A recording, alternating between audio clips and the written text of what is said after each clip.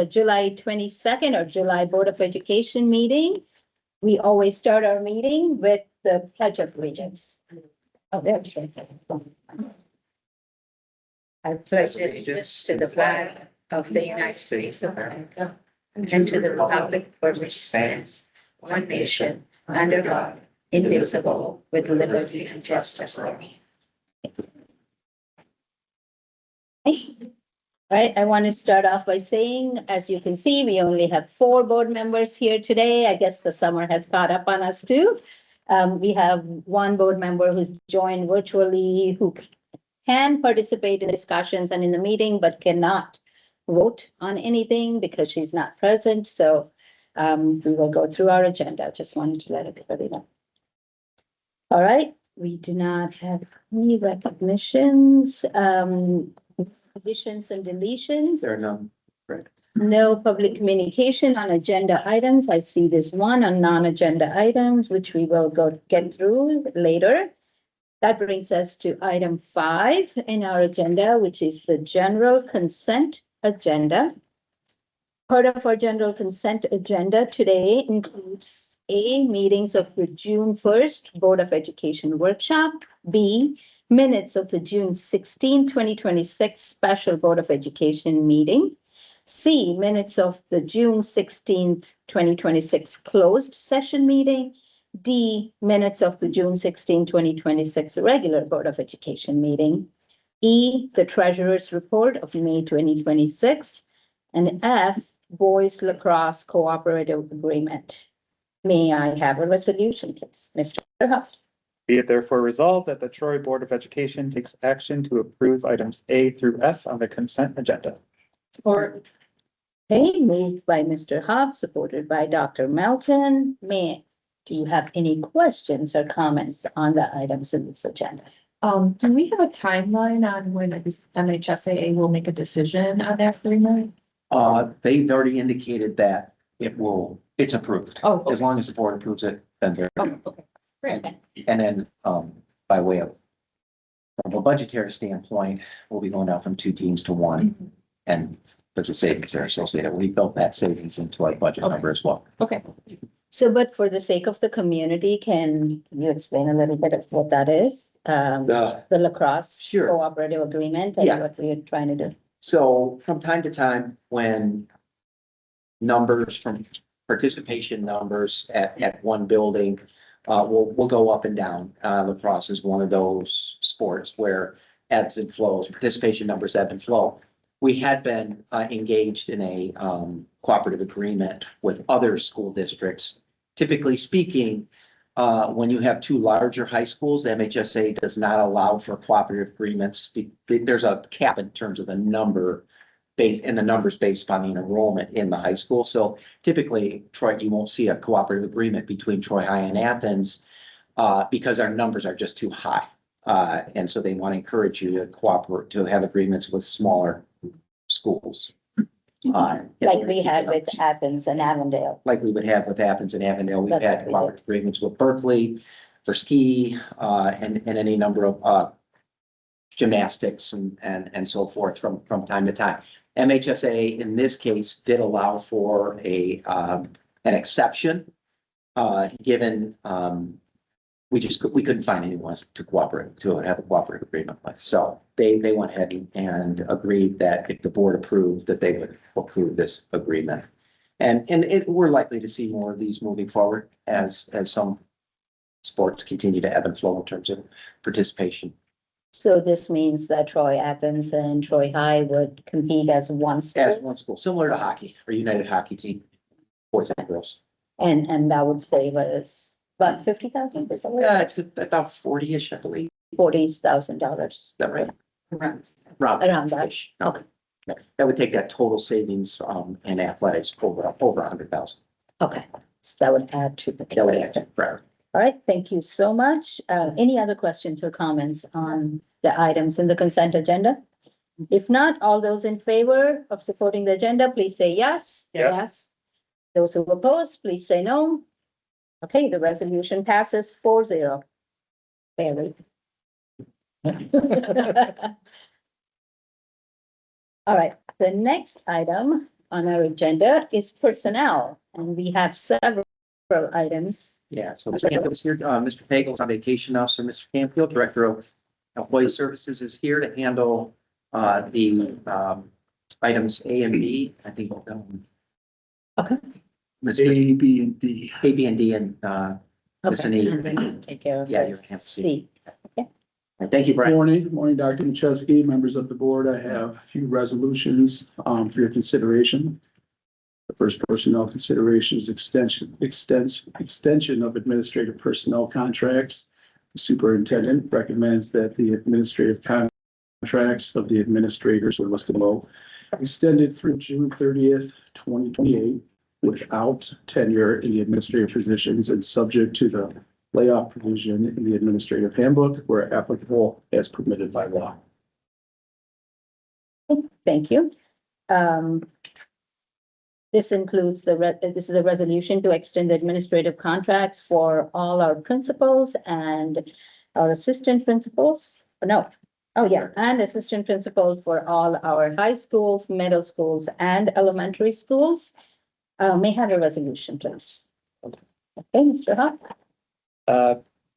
Be it therefore resolved that the Troy Board of Education approve the extension of the contracts of the aforementioned administrators through June 30th, 2028, or as otherwise indicated in the administrator's individual contract without tenure in the administrative positions and subject to the layoff provision in the administrative handbook where applicable and as permitted by law. Okay. Resolution moved by Mr. Hop, supported by Ms. Potts. Any questions or comments regarding this resolution? No. I just wanted to ask a question. So it's customary to do a 2-year contract every year, every time, and their contract has expired June 30th of 2026, so they're technically working without a contract. That's correct, and that's part of the administrative handbook. Mhm. It's a 2-year roll. It's a 2-year. 2-year rolling contract, so it's automatically rolls. It Okay, automatically. yes, okay. Assuming individuals are in good standing, it rolls for an additional year. Okay, all right, wonderful. If there are no comments or questions, all those in favor of the resolution, please say yes. Yeah. Yes. Those who oppose, say no. Okay, resolution passes 4-0. All right, for the next consideration is contract extensions for assistant superintendents for business services, employee services, elementary instruction, and secondary instruction. Superintendent recommends that the Troy Board of Education approve contract extensions for Dan Trudell, John Pagel, Chris Briefer, and Christine DiPilato. The current contracts for these administrators expire on June 30th, 2026. These 2-year successor contracts will commence on July 1st, 2026 and terminate on June 30th, 2028, subject to the provisions contained therein. Thank you. May I have a resolution for extending the contracts for our 4 assistant superintendents and business services employees. Ms. Potts? Be it therefore resolved that the Troy Board of Education approve the extension of the contracts of the aforementioned administrators through June 30th, 2028, or as otherwise indicated in administrator's individual contract without tenure in the administrative positions and subject to the layoff provision in the administrative handbook where applicable and as permitted by law. You have somebody to support it? Support. All right, moved by Ms. Potts, supported by Mr. Hop. Any questions or comments regarding this resolution? Okay, see none. All those in favor of the resolution, please say yes. Yes. Yeah. Those who oppose, say no. The resolution passes 4-0. I haven't been asking. Stephanie, do you have any questions for any of those? Please do raise your hand if you do. Sorry. I don't have any questions. I'll raise my hand. Thank you. Appreciate that. Thank you. All right, the next item on the agenda is, should I go first or Yeah. do you want to finish it? Okay, all right, that's item number C, which is superintendent's contract extension.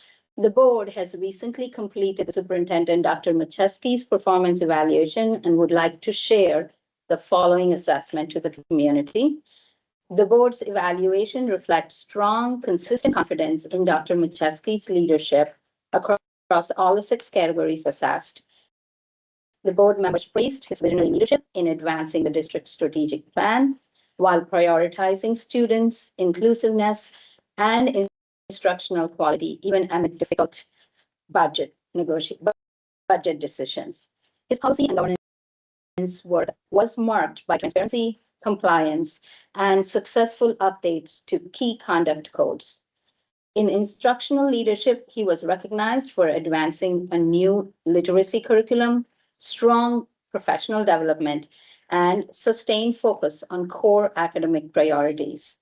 Communication and community engagement have shown significant improvements with effective use of storytelling, media, and partnerships to build public trust and support. His organizational leadership stood out in navigating financial challenges, including budget reduction strategies, successful contract negotiations, on time, on budget, bond project management. Finally, the board consistently affirmed his professionalism, integrity, and composure, describing him as a trustworthy, student-centered leader who fosters strong relationship across the district and the community. Overall, the superintendent's evaluation reflects a high level of board confidence in Dr. Machewski's leadership and supports the renewal of his contract. Right, we have a resolution. Let's pass. Be it therefore resolved that the Troy Board of Education extends the contract of the superintendent of schools as mentioned above. This contract will be in effect from July 1st, 2026 through June 30th, 2030 without tenure in the administrative position and subject to provisions of the written agreement. Support. All right, the resolution moved by Ms. Potts, supported by Mr. Hart. All those in favor of the does anyone have a comment or questions on this resolution? Okay, seeing none, those in favor of the resolution, please say yes. Yes. Those who oppose, say no. Okay, the resolution passes 4-0. Congratulations to all of you. You guys have new contracts, and thank you. And for the last consideration for administrative appointment, finance director.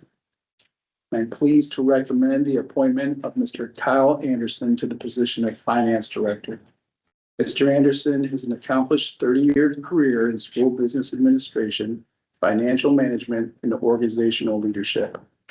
He earned an education specialist degree in administration from Oakland University in 2006, a Master of Science in Administration with a concentration in human resource management from Central Michigan University in 2002, and a Bachelor of Business Administration in Accounting from Western Michigan University in 1995.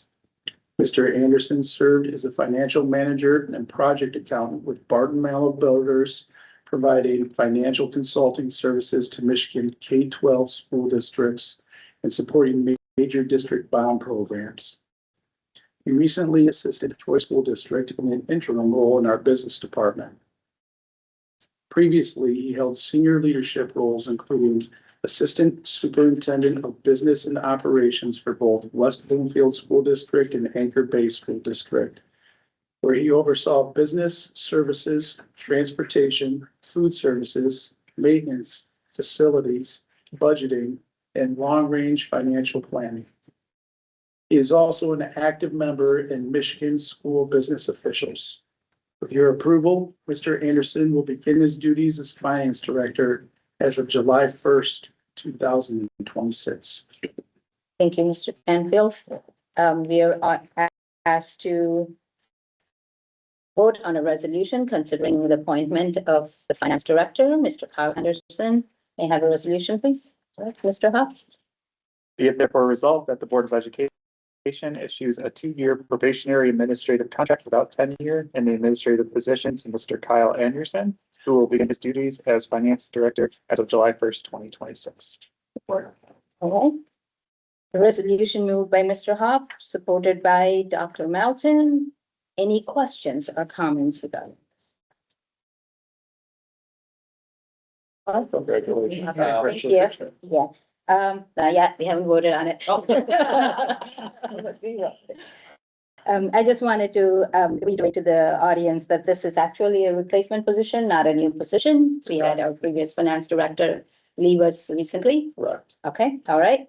All those in favor of the resolution, please say yes. Yes. Yes. Those who oppose, say no. All right, the resolution passes 4-0. Welcome. Thank you. Thank you so much. All right. Okay, that finishes our personnel. Any curriculum items today? There's none. None? There's none. All right, thank you. And that brings us to the 4 business items that we have on our agenda. First being Boulan Park Middle School security.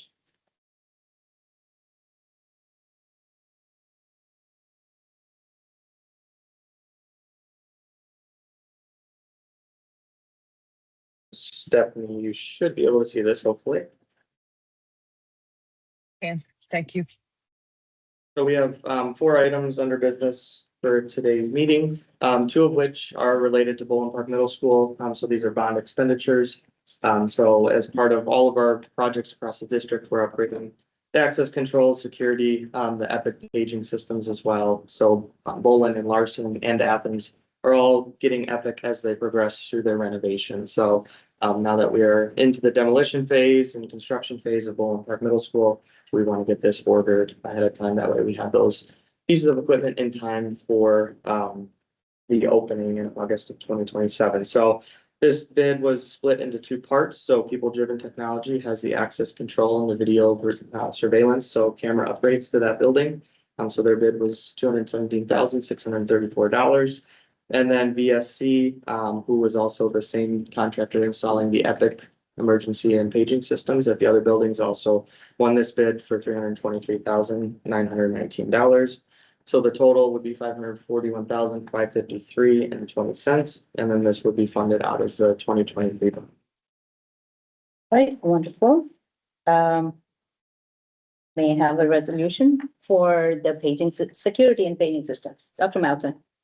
We have therefore resolved that the bid for security paging and access controls be awarded as follows, and that this amount be approved as an expenditure of the 2023 capital projects fund. People Driven Technology for access control and video surveillance in the amount of $217,634.20. VSC Incorporated for the emergency notification and paging systems in the amount of $323,919. For a total of $541,553.20. Okay, they have someone to support. Okay. All right, resolution moved by Dr. Melton, supported by Ms. Potts. Any questions or comments regarding this? I assume we're gonna have to do this for Larson too? Yeah. Actually, It'll probably be this time next year. okay. And we've done this for Smith? Yep, so the new Smith was on the last June package, and then the old Smith, we actually got this last summer as well. So Boulan and Larson are both going to be utilizing this system, the Epic system, in the old Smith. That way they can train and learn. That way when they go into their new building, it's going to be the exact same system. Is this the same system that was used for visitors? You show your driver's license? That's Pick My Kid, so that's Pick My Kid, that's a yeah, that's different. visitor management. So what this one is it's a big display in the main office with a map of the building, and then it pages and you can intercom with each classroom individually. So Okay, every teacher in that classroom has a lanyard with a device on it. okay, And then in an instance of an emergency, they can push one button, directly communicate with the front office, that can call the appropriate authorities if needed. But then it also can trace that, once you trigger that panic button, essentially, you can actually trace that through the building on that display right inside of the office. So it's just more for emergency situations. does that also notify the Troy police and stuff like that? The classroom has to notify the main office, and then the main office would prompt that communication to the local That's police not part of this system. Yeah, that's the emergency paging system. Oh, that Yeah. is also part of the Mhm, system. yep. Okay, got it. Very good, thank you.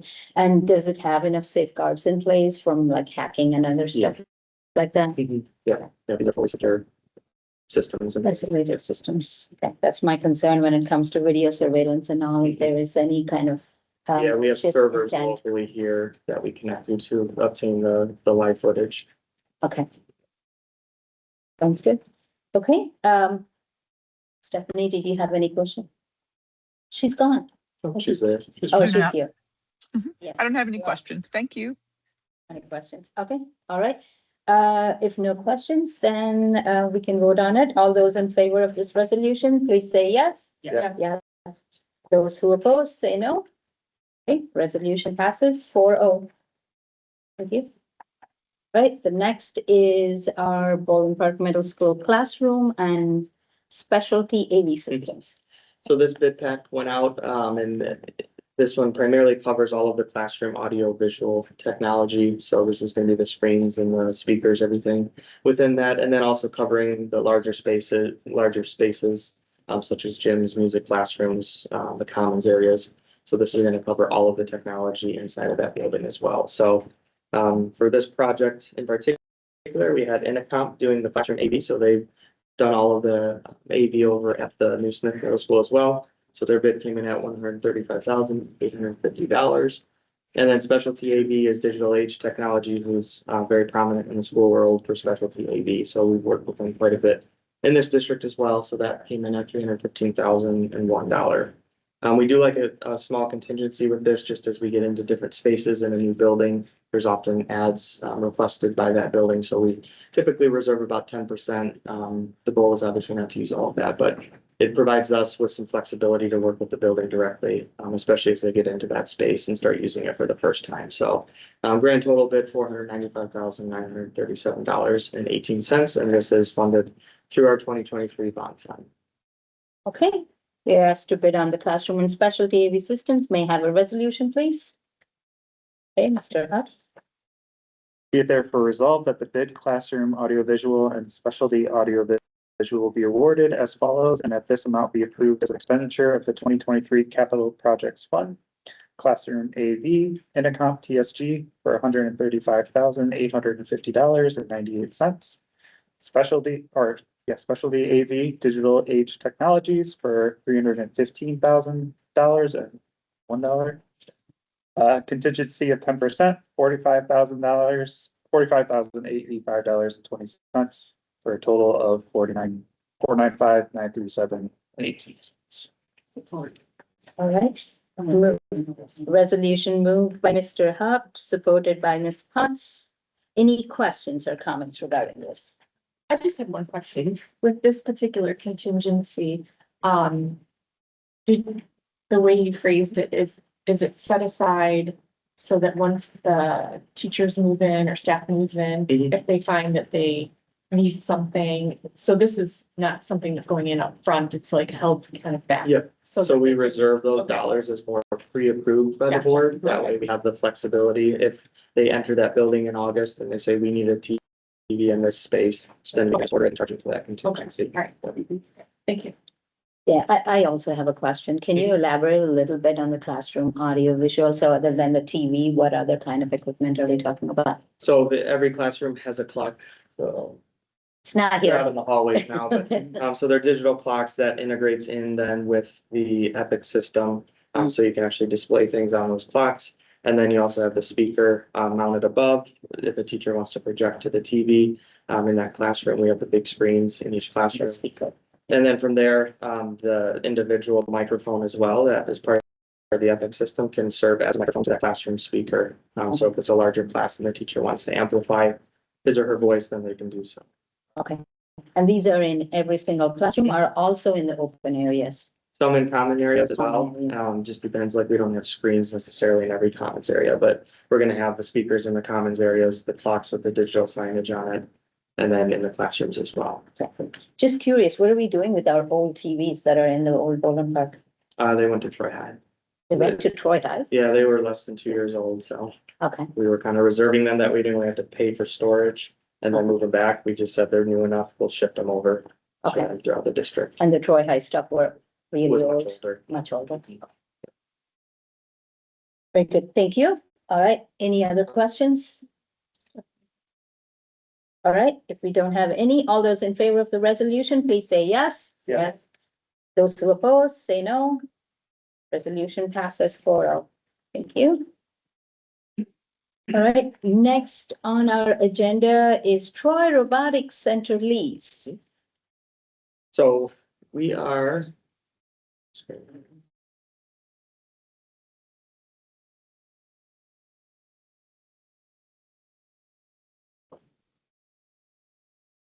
So we are in the process, we've been working with an outside realtor, to help our robotics team kind of go through different options in the market locally, in terms of a potential space for them to house some of their programming. So we've looked at about 6 or 7 different spaces at this point. We've honed in on one in particular. It stalled a little bit there because the owner was actually selling it to another owner at the same time we were making an offer, so we had to wait for some of the closing to take place. But we've kind of gone back and forth with some offers and counter offers to stick within a budgeted figure that we're looking for. And so at this point, we're still hashing out some of those finer details before we can sign a final agreement. But what this resolution does, we worked with Clark Hill, our attorney, who's handling some of the review on these lease agreements. And we had asked if there was a way that we could bring forth a resolution to this board that would essentially grant Dr. Macheski the final authority to sign the final lease agreement. Obviously pending further legal review once we finalize that. But we wanted to make sure that we had this ability as we continue to progress through this process with the landlord, in order to get them in hopefully before the start of the school year. So we did identify a space over, it's at the south end of the district. It's technically Royal Oak. It's on Meyer Drive, but it's a fairly large facility that has ample electrical connections and large spaces for a lot of the robotic programming. And then it's got a loading dock. It's got a front office area with some conference rooms and bathrooms. And it's really kind of like that perfect spot for them. So we want to make sure that obviously we're sticking to what we had budgeted for in terms of this lease, but our commitment was to try to find something that we could lease for about a 5-year period, with the hopes that we could find or build something internally in that 5-year time frame. So we do, like I said, have a final lease agreement in place. We're just kind of going through all the other add-ons. You got to think of real estate taxes and utilities and all of that. So those things we'll negotiate, and then pending that, we will then bring it back to our attorney for final review. And then Dr. Macheski would, with this resolution, have the authority to sign off on that. Then obviously at that point, we would share, the final details with the board as well. I don't want you to reveal any numbers, but what's the range of the cost approximately? So they base everything on a per square foot basis, and that's just for the lease. And then you typically get a share of that building. In this case, it's like a 30% share of the property taxes, which we would have to pay as a district, and then some utility costs. And then there's some other things in there that we got to go back and forth with the landlord on, that we'll push back a little bit just to try to. We pay the property taxes person. So Yeah, public schools, typically, we don't pay state of Michigan. I was gonna say, Yeah, sales tax, but in this case, for a lease, we would. we have to pay, Yeah. because being a nonprofit and a public institution, we still have to pay. Yeah. Okay. So maybe it'd be easier to say, what's the going rate right now for space? So this one is gonna come in around the $90,000 a year mark, and then there's some additionals. And that's where we want to get some firmer numbers of like, what would the property taxes be for us? That way we can get a total number. But it's in line with what we were budgeting for. We're gonna use some of the capital maintenance funding for the next school year to pay for the first year of the lease as we transition through the buyout and everything too. So, but we're comfortable as a team with that figure. And the place is conducive enough for younger minors, students. Yeah, it's just under 8,200 square feet. So I mean, it's a fairly large facility. It's got 20-foot ceilings. It's very open. It was actually a bounce house is what was in there previously. So it's a good spot that happened to just come on the market. But also switching owners too, which put a little wrinkle in there, but nothing we can't work through. Okay. Our robotics team taking a look at it? Have they seen it? Yep, they walked the facility too. Thumbs up. Yep. You guys give a thumbs up for it? Yeah, they're all here. Would it be for all the robotics teams in Troy? That's the goal. My understanding is a lot of the equipment would remain in the buildings. We don't want to get rid of those spaces, but this would just provide a more unified spot for them to gather as a larger team if they wanted to. All right, wonderful. Okay, we are asked to consider a resolution for leasing a space for the robotics program. May I have a resolution, please? Dr. Melton. Now therefore be it resolved, number one, the school district authorizes the lease of real property to house the program consistent with the budget. Number two, the superintendent of the school district or his designee is hereby authorized to negotiate the terms and conditions of the lease and enter into a lease agreement, as well as any and all other documents necessary and incidental to the lease of the property for the program on behalf of the school district, upon terms and conditions that are acceptable to the superintendent after consultation with legal counsel and consistent with the budget. Can I have someone to support it? Support. Moved by Dr. Melton, supported by Mr. Hoft. There's a little bit more to the. Oh, this, be therefore, yeah. Yeah. Be it further resolved that the full formal resolution shall be included in its entirety in the official minutes of this board meeting. Okay. All right, I got it. Very good. Any questions or comments now? So when would this be available to our robotics team? Really, once we finalize the actual lease agreement, and then at that point, once we get the go-ahead from the landlord as to when they could occupy that building. There is some language in the lease agreement because it's a new owner. The owner has plans. We had requested some flooring upgrades.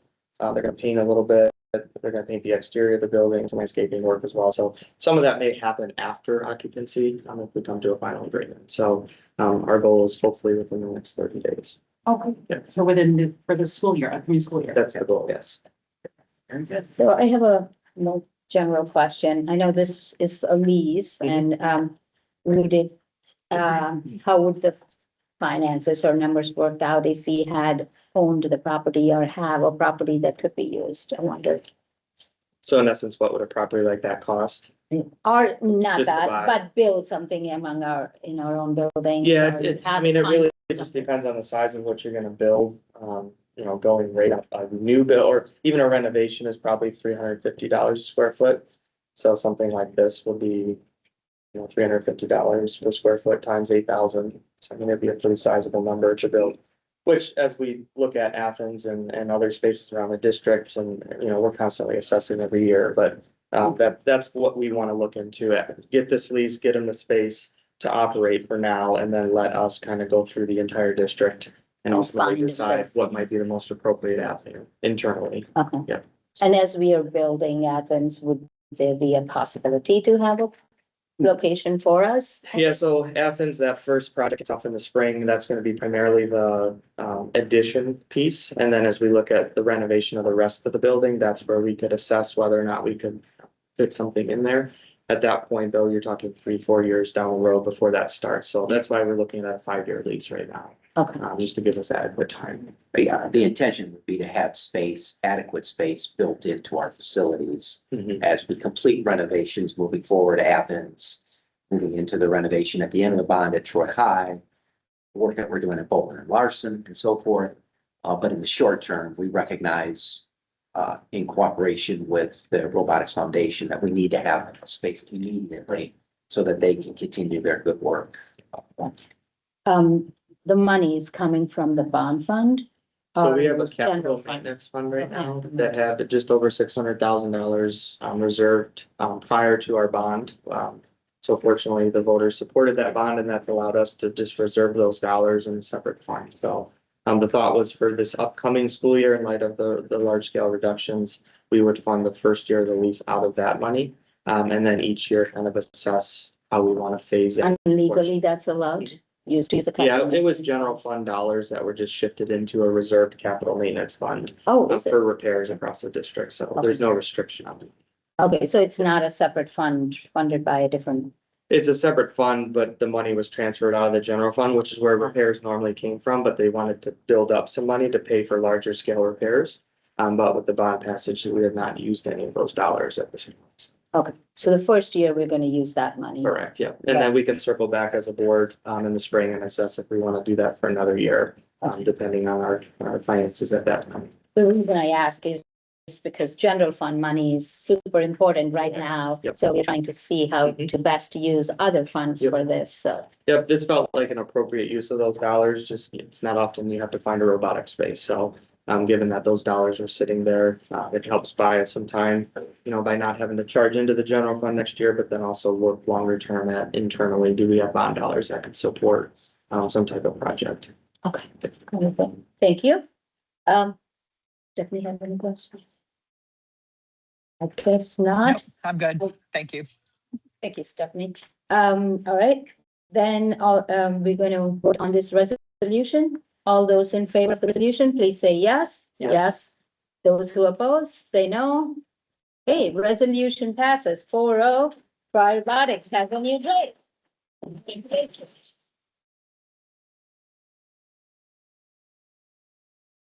Yes, your persistent paid off. Thank you. All right. Okay, so the final item in our business agenda is budget update. So we have, as we shared with the board, we have been watching, and we appreciate your patience as we've worked towards a more deep conversation around the budget and reductions and so forth. There were some important things that needed to take place, not the least of which was the finalization of the state budget, which we have now. In conversation as a team and working with Mr. Trudell, we thought would be good to highlight kind of where we are now with, from a budget standpoint, with factoring in the actual numbers from the outcome of the budget, the state budget, and then as our board is acutely aware, as is many of our community, there is a ballot initiative on August 4th that could have significant impact on our budget. That is the countywide enhancement millage. And although we don't know the outcome of that today, we'll know the outcome of that within the next couple of weeks. And so asked Mr. Trudell to kind of factor in, what does our budget look like currently? What would that look like? And keeping in mind the $12 million reduction that the board charged administration were finding. And then what would it look like without passage of the enhancement millage moving forward? As we think about reductions, the necessary reductions we would need to make in the 27-28 and then ensuing 28-29 school year. And then what about if it passed, what might that look like? So it could provide the board and the community an idea of where we are short term and then where we might be more long term. So we thought that was a nice place to start to give us a basis for conversation, and then an opportunity to get some input from the board, as was asked, regarding some of the proposed reductions, and then we'll take it from there. So you have a printout of this here. This is on board docs. We're also sharing it, obviously, so someone can see it as well. So 3 scenarios at play. We'll kind of go through each one here pretty quickly, but at the top, you'll see kind of our projected student FTE for each year. So the current year, 25-26 that we just wrapped up, we were at 12,069. We're targeting around that 11,887 funded mark for the upcoming school year. And then thereafter, about a 200 FTE loss is what we've been seeing each year over the last couple of years. And then that's in line with the Plant Moran real point projections as well. So that's the basis for what those projected FTE numbers are. Foundation allowance, we had our 10,836 for the current year.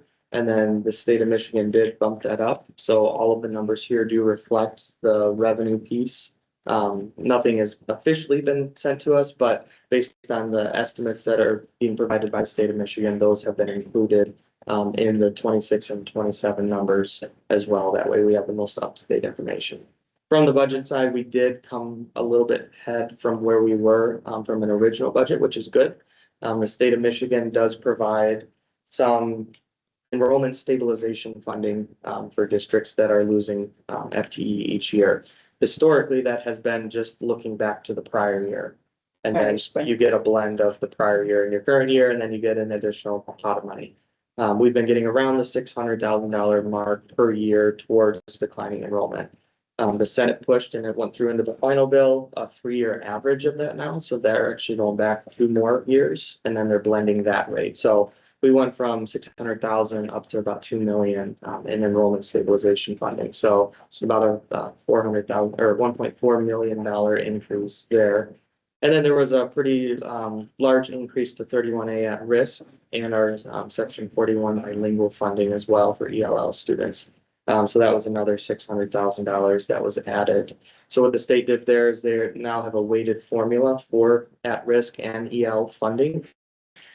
They kind of went up 20% to get it to where they believed it should be. And then going forward, it is supposed to get the same increase that the foundation gets then thereafter. So it was a pretty big jump this year coming up. And then after that, it should be a pretty modest increase in line with the foundation as well. So a EL student would get 120% of what a full-time regular FTE would get. Is that what you're trying to say? It depends on the tier. There's like different WIDA tiers Okay. that they get, and that's how they dictate the funding based on the students that we report in those Okay. tiers. Okay. Yeah, so there's just a Tier. specific weight added to that category. Okay. Yep, and then based on the enrollment, it would then apply those dollars. So that was codified into law now. So every year going forward, the foundation went up 2.5% this year. That will be applied to that categorical in the future years as well. Okay. So all that to say that we're about $2.1 million higher than original budget on the revenue side. So that has been factored into the revenue piece here in scenario one for the 26-27 school year. So we were at about 191 million. So now we're at that 193 million mark for budgeted revenue. So that brought up our fund balance slightly. Yeah, it was around that 13.6% mark. Yeah. So we're just over 14 now, 14. which is good.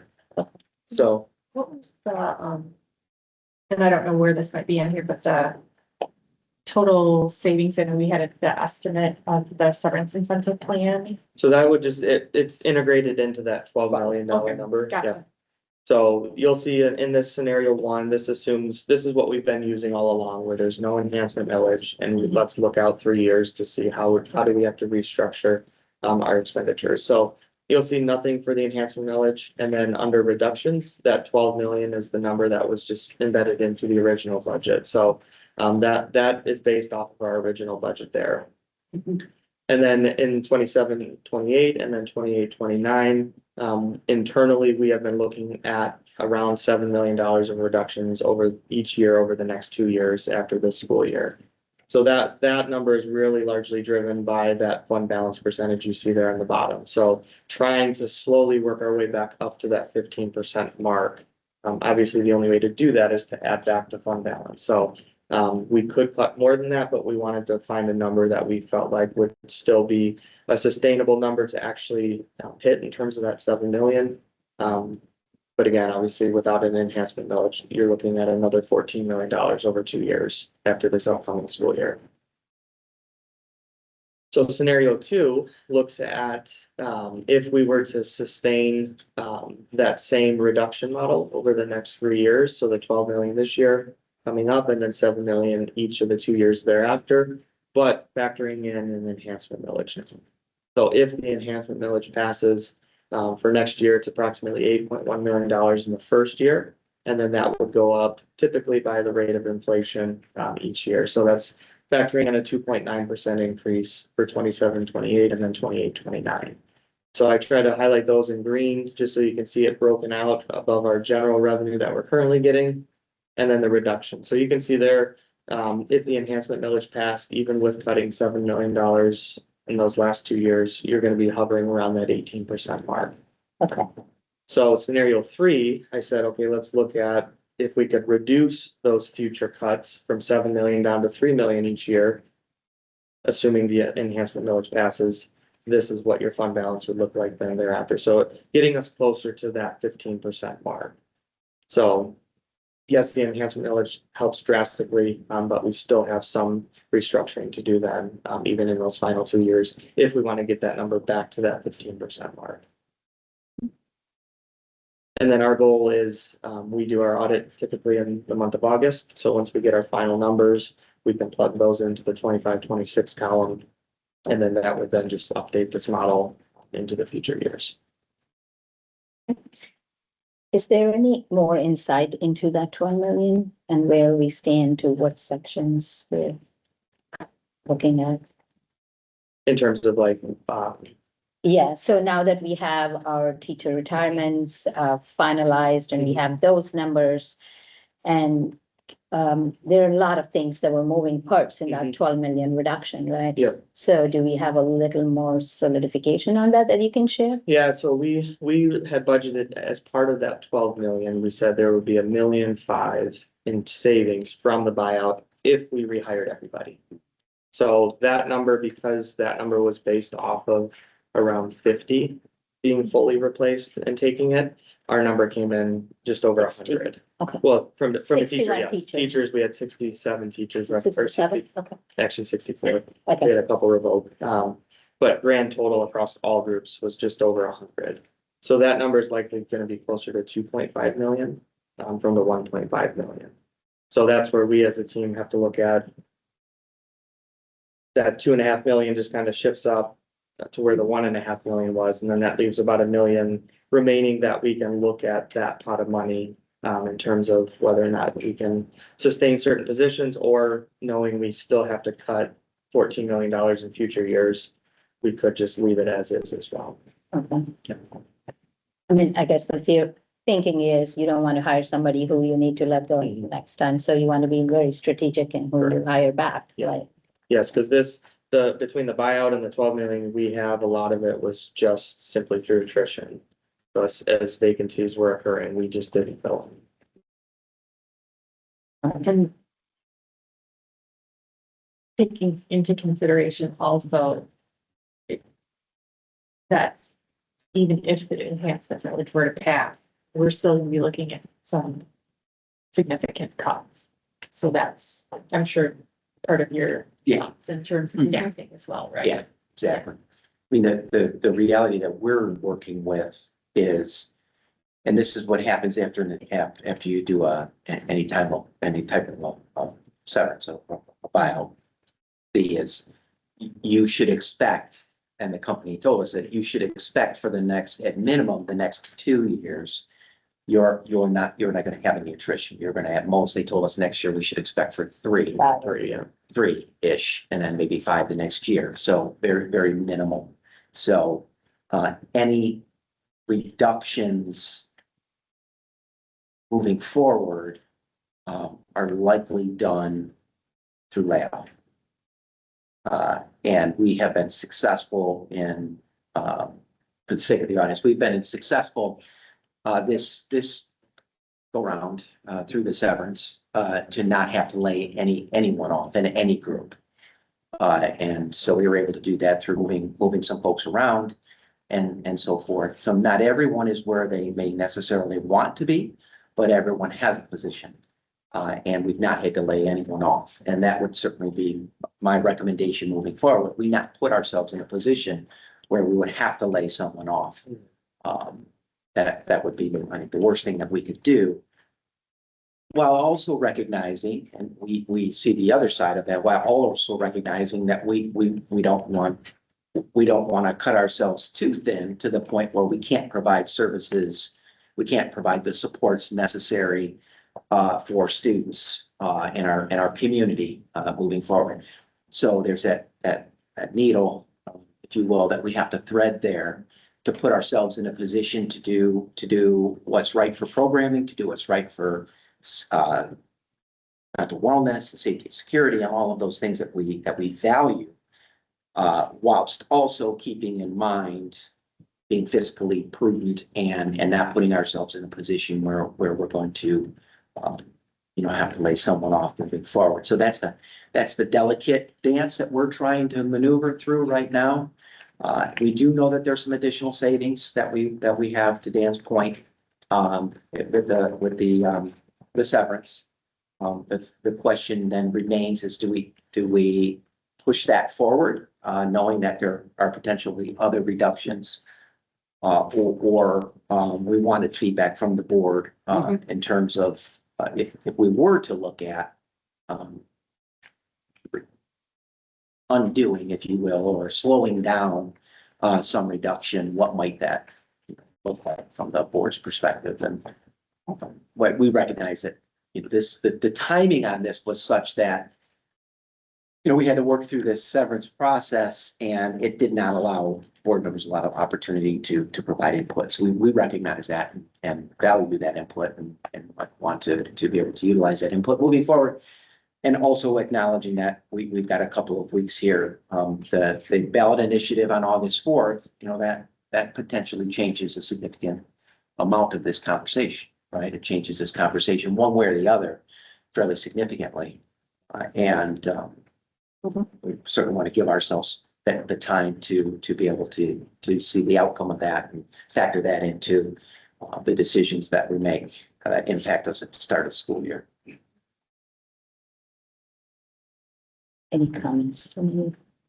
So I think what I'm hearing is that for now, we have to assume that we have to go on the budget as is. Like, we can't make decisions on money we don't have. Right. And 7 million is a lot to cut in future years. Without laying off anybody. Well, I don't, and tell me if this is incorrect, but in an organization where there's people are your main thing, 90%. I don't see a way in which you can reduce 7 million without affecting personnel. Am I wrong?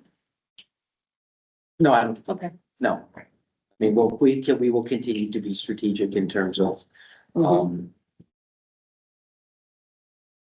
cutting around the edges, and reducing, tightening. And that's where, I think that's where it's important for folks to understand. This go around, we really tightened. So we tightened ratios where we could. We were able to work within current, contractual agreements and so forth in order to kind of constrict.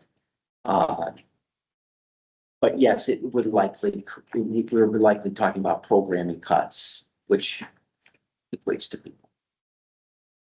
As hard as that is to say. I have a general question. This 12 million reduction here, the last table that you guys have shared with us had a whole lot of list of items in which the teacher voluntary retirement was accounted for 1.5 million. Yeah. But now that has increased to 2.5 million.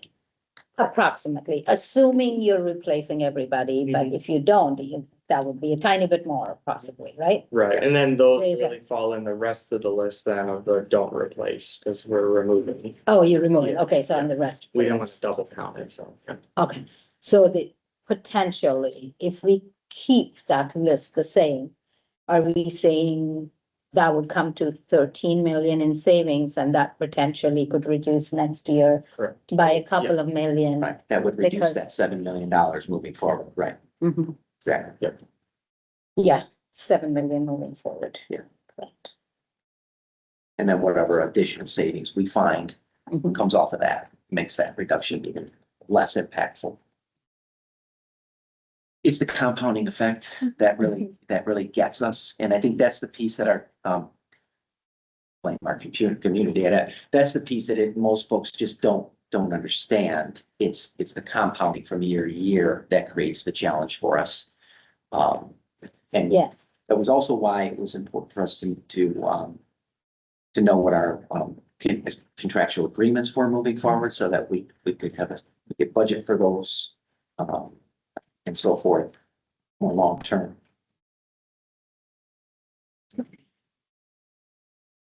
I do have I asked Dr. Macheski a question regarding special ed budget because this was a topic that we've talked about a little bit. And the fact that we're cutting a decent amount, or at least that proposal was cutting a decent amount in the As a special percentage. education. As a That percentage. sounds large, correct? Okay, but I did want to get a historical perspective, if you can go over Sure. that. And we were able to share some information with the board prior, and we hadn't shared that necessarily publicly, but we can.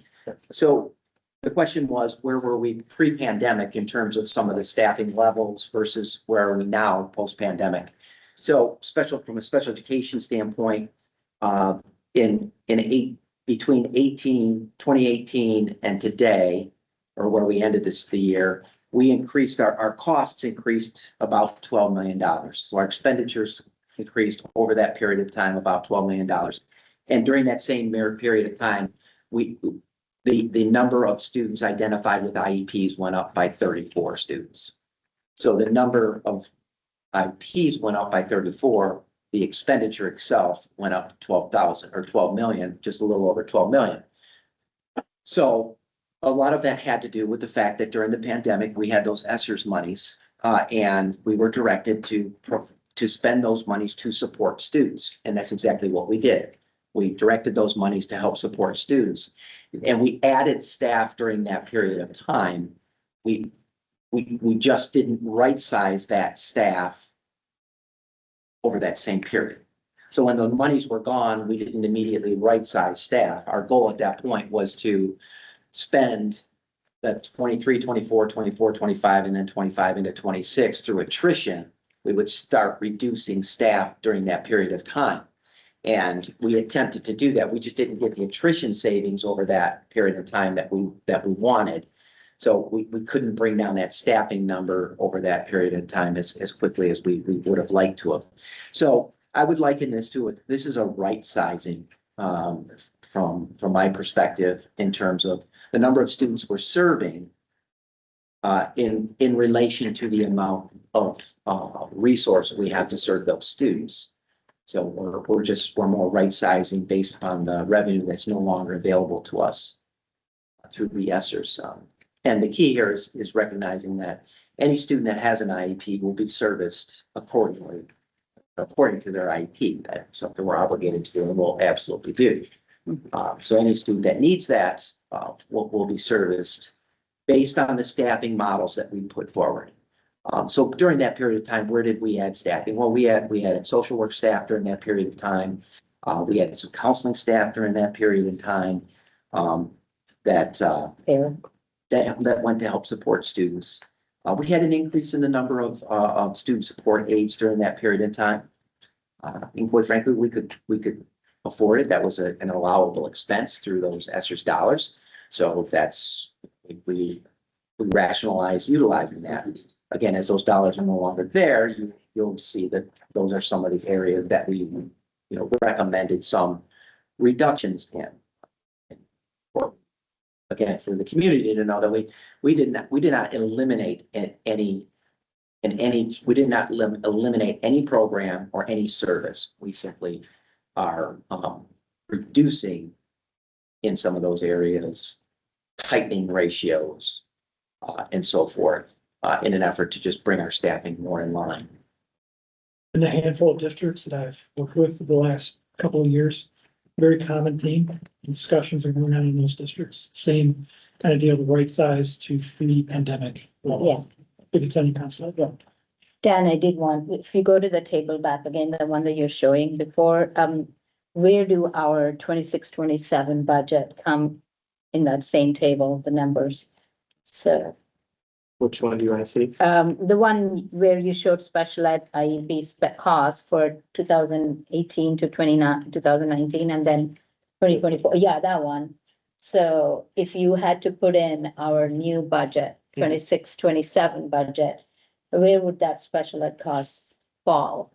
Do we know? Total 3.3 million of total special ed costs. That's both instructional and non-instructional. We have a couple of classrooms that are So doing 3.3 reduction. So that would be 26 million right then. around there. So we will bring it back down to 26 million for our 26-27 budget. Yeah, the 25-26 numbers probably 31-ish million. So we might be around that. That was the state reported number from last year. Oh, So like that was last the year. final number. When we report it again in September, we'll probably be around 31 million. I would bet. Okay, Keeping in mind that special ed reporting is always a year behind. behind. I see. Okay. So So this school year, that number for special ed cost would be around 31 million. Yeah, then we'll go back down. Right. And our proposed reductions would come down to 28 million. Yeah. Okay. So It's gonna be about 12 million higher from 18-19. we'll still be Yeah. 70% more than we were 18-19. And the other screen I had was I know there was a question about counselors. Yes, I did before ask and for after. counselor too. I was able to pull that. It doesn't want to share the full screen, but you can see.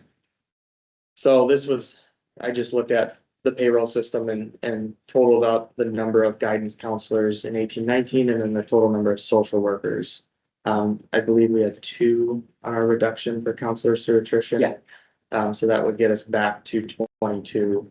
we're 18-19, yeah. Correct, yeah. And then social workers, I believe was Three, Yeah. So we'd go back down to about 22, which is still slightly higher. But we've also seen a slight increase on the social work side. That's why you're going to see a little bit more than 18, 19. And largely, these two categories, we have been able to sustain those levels over the last couple of years with 31 AA money. Mhm. Yeah, you want to go a little more in depth, On the 31 for the level. sake of the audience and, how we're assuring that we're utilizing those dollars appropriately. Yep, so a lot of our grants have, particularly our title grants, have supported conferences and professional development. Our focus going into this school year is to take a lot of those conferences and just put them on the back burner for a little while. And then put in staffing into those grants in order to sustain the positions that we do have. So something like guidance counselors, we can utilize 31 AA money as well as 31A at-risk funding for a portion of those guidance counselors. So we've been doing that for the last number of years. As there's been budget pressure on the general fund, we've tried to shift it over. And then likewise with social workers, our 31 AA grant has really helped support those. We do have some carryover into the upcoming school year that's been factored in, but we have been told that don't expect those dollars after this upcoming school year. So it seems like the state is going to start to pare back on those. A lot of those 31 AA monies were funded by ESSER funds that the state had. So those funds were essentially set aside and then they would pull on them over each year, and then that pot is starting to dry up on there. Doesn't, with the new weighted formula, isn't that kind of like replacing in a way? More or less, yeah. So basically, we probably have $2 million of 31 AA expenditures. They gave us a $600,000 increase to at-risk funding. Right. So we'll be able to keep some of those 31 AA positions, but not all of them. Yeah. Well, and from time to time I will hear, and it's an appropriate question. Why would you consider making a reduction here or maintaining this and not that? Mhm. And it goes directly to what Dan is mentioning right now. Because the state provides categoricals, they also have clear guardrails around what can be spent within that categorical. So as the state provides categoricals, if we want to take advantage of that money, it requires us that we spend, or that we're spending our resources within those areas. And so that's why in some cases we have to make choices why we're maintaining it. And this particular group, it's because there's a categorical that supports that and doesn't allow us to insert a different group into that. And so it's another bit of the dance that we have to do with the state in terms of how they provide funding. And they're telling us they want us to prioritize funding in certain ways. Correct. And we're required to do that. And so that's why. Were we going to get more 31 AA funding this year because a lot of schools didn't take advantage of it? That's a possibility. I would anticipate more will take it. About half took it last year. We budgeted as if everyone took it. And then obviously once you are required to submit that typically in October, we'll get the final number and then we'll amend it thereafter. But So there may be some money coming from 31 AA. correct, yeah. Okay. And then on the transportation side, we have section 22L funding, which is for general ed student transportation. Historically, about 4 years ago, this started to provide money to districts for general ed transportation. We only would get special ed money prior to that. That was like a 4-year pot of money that this upcoming year is the last year of that pot of money. So if the state chooses not to renew any of those funds, for us, that's about 700 grand a year that we've been getting as an offset. So just other things we're keeping tabs on because there's a lot of games involved with some of these categoricals. So, but that's our job too. Okay. Good. Any other questions on the budget? Nope. So I think that there are more to come. I might take away plea, yes, for the community would be, please pay attention to the information that has been provided by the district around the ballot initiative on August 4th. Pay close attention to it because it will have significant impact on not just the Troy School District, but all districts across Oakland County moving forward, because we're not the only district in this position. every one of my colleagues is sitting at a table like this right about now, having some real challenging conversations around what they're prioritizing for the coming school year and the school year after. And also, I think really important to note is that these are difficult decisions to make, and it's not about, we're not placing a value on any one over another. It's just in an effort to do the work that we need to do. There are some areas that need to be prioritized, and others that will be looked at for reductions as we move forward. Yeah. These are hard decisions to make. Just a comment that I wanted to make, just kind of reading through the different concerns on social media.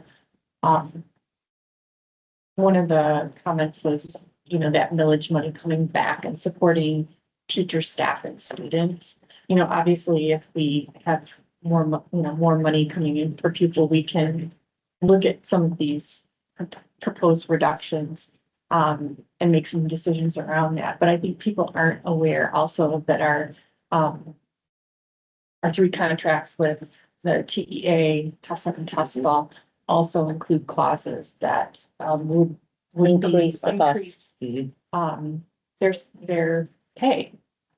So that is a solid in-contract commitment that those monies, that they would see a benefit from that. So I wanted to just bring that up because there was a concern that our staff would not receive a benefit from that. And Yeah, and those projected increases, if it passes, are baked into the modeling that you saw.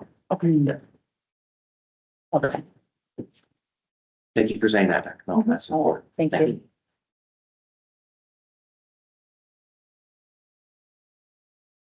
Are they victim?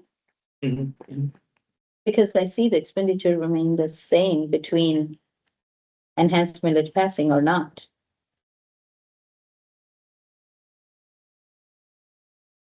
So each year, when we look at, the expenditure line item it's going down because of reductions. There's a lot at play with MIBSERS monies, Okay, that fluctuates pretty heavily each year. But when we look at the actual increases to expenditures each year, we've factored in the percentages per the contracts that were approved. okay, all right. This table can show it, so maybe Yeah, that there's really doesn't. details behind it, yeah. Okay, there may be other details, but, okay, wonderful. Thank you. All right. Any other questions or comments? All right, that pretty much finishes our business items. We do have a public communication in a non-agenda item.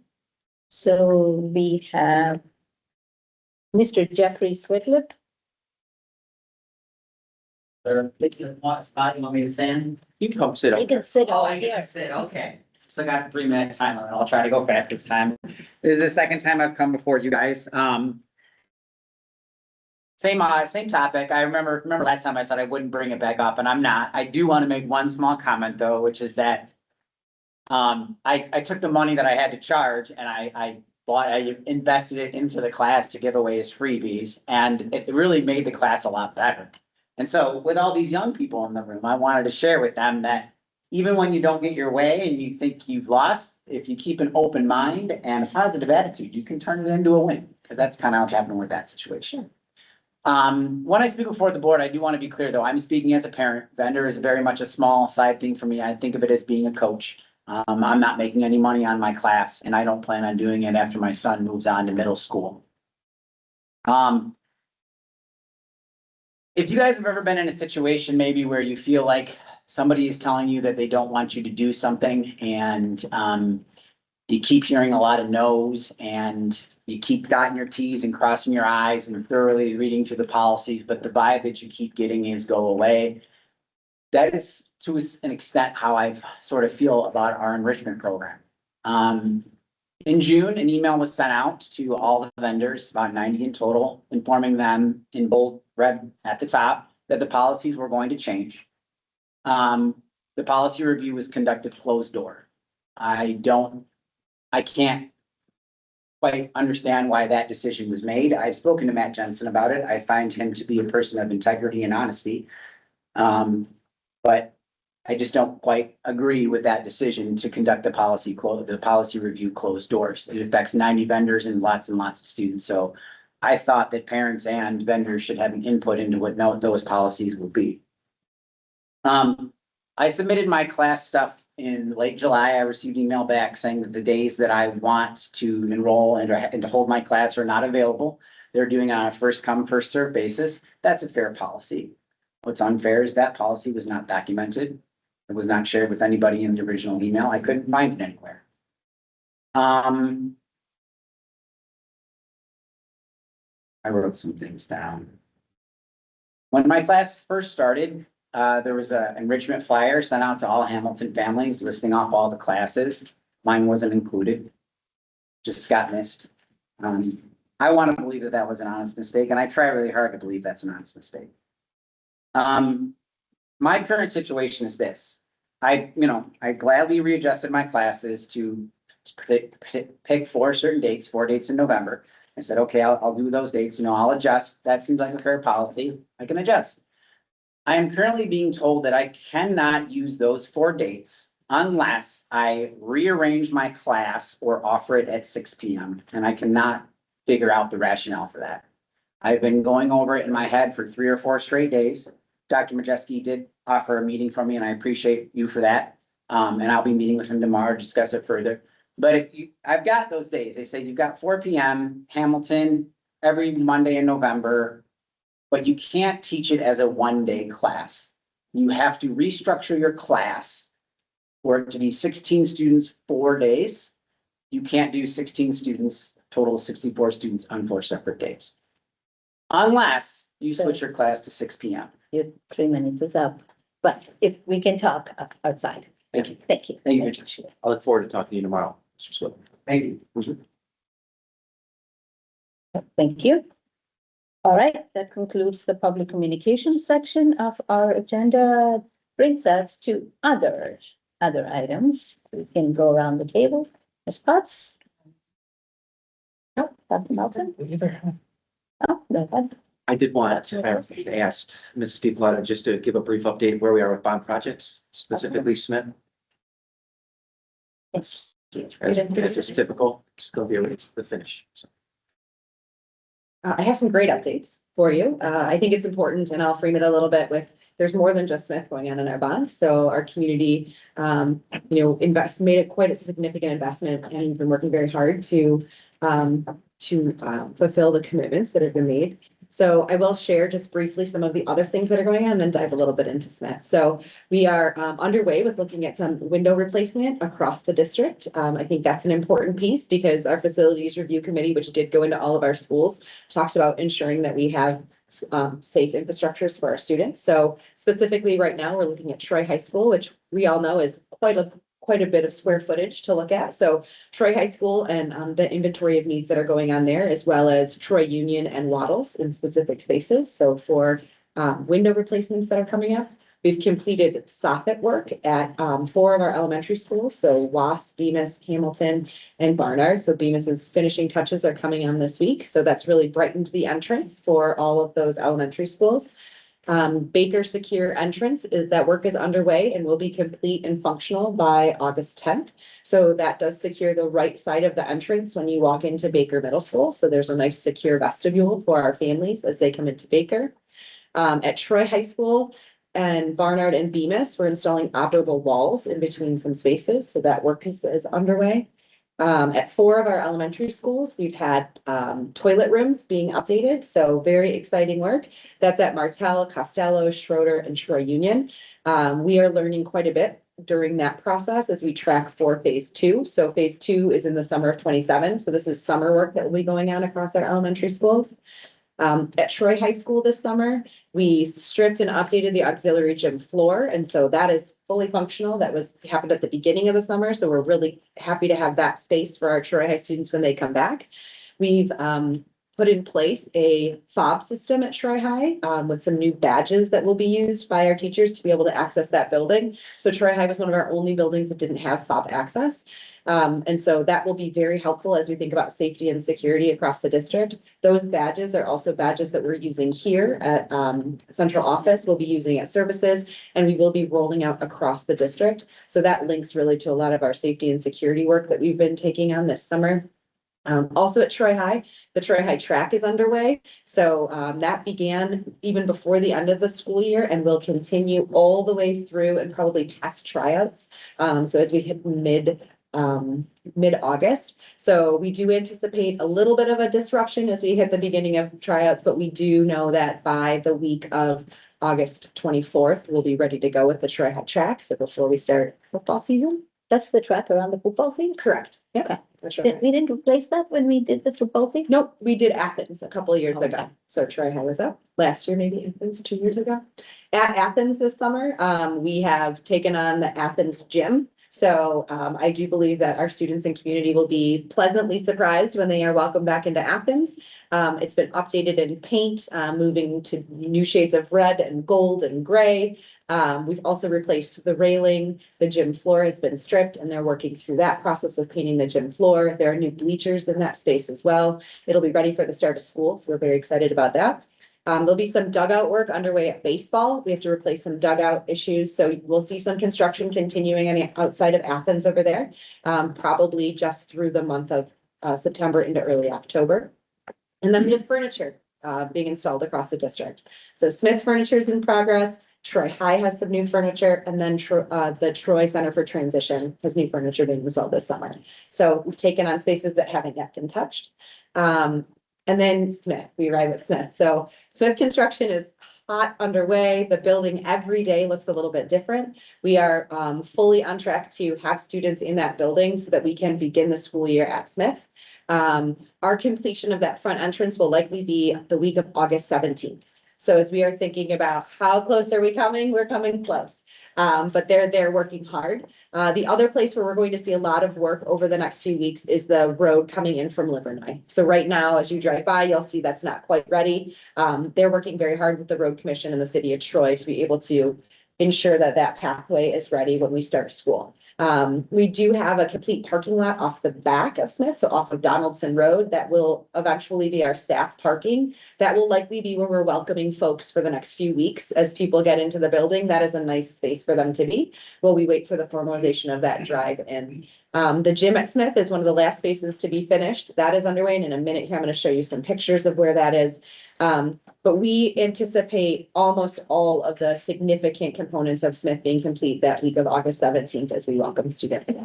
Right now, our learning communities, our classroom spaces are complete. They're beautiful. The furniture is being delivered. They're cleaning their way out of those spaces. Our bathrooms are fully functional, so we can host people over there. We just don't have full occupancy of that building yet. And we are trying to stay out of everyone's way so that they can go as fast as they can in order to get us ready.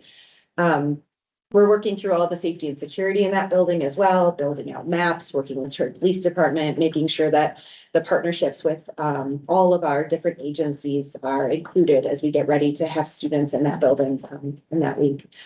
At Boulan Park Middle School is a shell of a building, and I mean that in the kindest way possible. For anyone who's been over there, you can see right through it. We are very excited as they begin that work at Boulan over the next 14 months to build out a new school with learning communities for our middle school students. Larson is in the finalization process. Larson will be very similar to Boulan. There'll be a few tweaks because we have a few programmatic differences between those two buildings, specifically in our categorical programs and special education. But we're also working on what might be enhancements on the outside and the outside spaces at Larson and at Boulan. So those are underway. And then finally, our bid for Athens and the new Athens build will go out at the end of September. And that is for the 3-story academic addition that will be built in that parking lot on the back. So lots of work going on with Bond. It's been a very successful summer. I will show you some images just because I think it's always fun to see.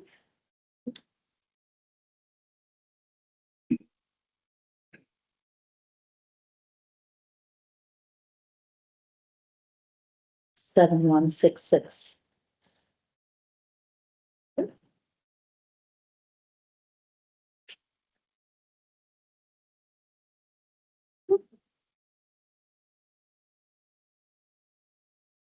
So this is this morning. This is Smith's new gym. So it was just stained this morning. None of the lining is on, only the shading that you can see for the 3-point circle. But this is Smith's gym coming along. These are images inside of Smith. So you can see how far along we are in our learning community spaces. So our classrooms are ready to go with furniture in them, carpet, paint. So we're in pretty good space as we move forward at Smith. These are images of Boulan Park. We shared even a video of Boulan Park that the demolition just cleared that building right out. So really moving along. These are our bathrooms. So we can see Martel, Costello, Schroeder is well underway. So great updates going on across the district in our elementary bathrooms. And then this is Troy High School and some of the new furniture that's going into Troy High. And you'll remember that we're taking on Troy High wing by wing. So we're working through that building just kind of piece by piece. So those are just some of our pictures that I thought would be helpful as you guys start to see the progress across the district. So Thank you. Thank you.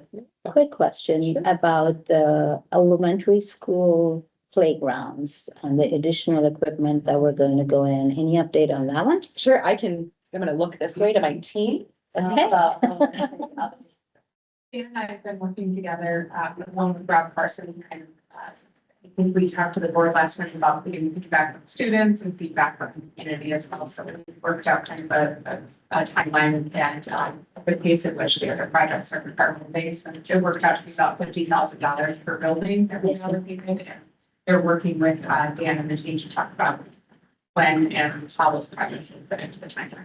Oh, okay. So we haven't started on them at all. Just planning still. Yeah, so we'll have to, kind of twofold. Number one, we want our operations team who's going to handle primarily the install process to get Smith open. Okay, so they were busy with that. So It's important. our goal is to go back in September as a team, kind of finalize a list of what we would like to add. Okay, And at that point, in a similar manner, like if it is equipment, like we ordered last time, so we would bring forth the recommendation to the board for approval, order the equipment, and then likely install it in the spring. so it'll happen in spring of twenty If it's twenty-seven. equipment related, depending, I mean, if it's something where it's just loose equipment, like they want a little, storage shed that can hold some balls and jump ropes and whatever it might be, we can do all of that now, so we'll work with the principals once they return in September on those pieces, but anything larger scale, if it is like an extra piece of equipment, we'll get it approved likely in the fall for a spring install. Wonderful. Thank you. Great, just two things to share. One, I think probably just to let the community know, Smith will be open to students for pictures and scheduling pickup, and that is going to be on August 13th. And that is when all of our middle schools are going to be hosting students. So we'll have an opportunity for students to be in the building at that time. Throughout that week, the following week, we will have an open space at all of our middles for students to be able to walk the building. So we know that Boulan Park will be in Old Smith, so there will probably be some interest for some of our families to spend a little time in that new space, as well as the new Smith being open, but Larson and Baker follow that same process. We are going to be inviting our board for a little bit of a sneak peek into Smith on August 10th in the evening. And then when we start school, we'll have our regularly scheduled curriculum night for our students and our parents to be in that building. And then once we've gotten the school year open and going, our plan is in October to have a full community ribbon cutting and invite everyone into that grand opening of Smith Middle School to be able to see it. So that's our pace to be able to have everyone in the building. Wonderful. Thank you. My only other is, this book that you guys all got today. We were going to give you some time to read, whether you have time to review it next month as part of our book read or the month after, it's up to us. We can decide, there's no urgency in that, so we can either do it in our August or September workshop. Okay. And that's something we need to look at. When is our next meetings? August. There's a workshop by the meeting. We do not have a workshop. It's a rate. Oh, in August, it's just a meeting. Okay. August 6 p.m. August 18th, Tuesday, 6 p.m. is our next meeting. We'll do the book probably in September. Yeah, we'll probably do it in September then because it's just one meeting. Okay, All right. The next meeting is the same date as the welcome back Oh, in the at morning. Athens. So Okay, if you're able I'm gonna to be, be at the welcome back on the 18th, you're more than welcome. the teacher orientation, new teacher orientation was the week That before, starts the 10th. 10th. Yeah. Good. All right, if there is nothing else, we can adjourn the meeting adjourned, and I don't have a clock. 2:26. Thank you.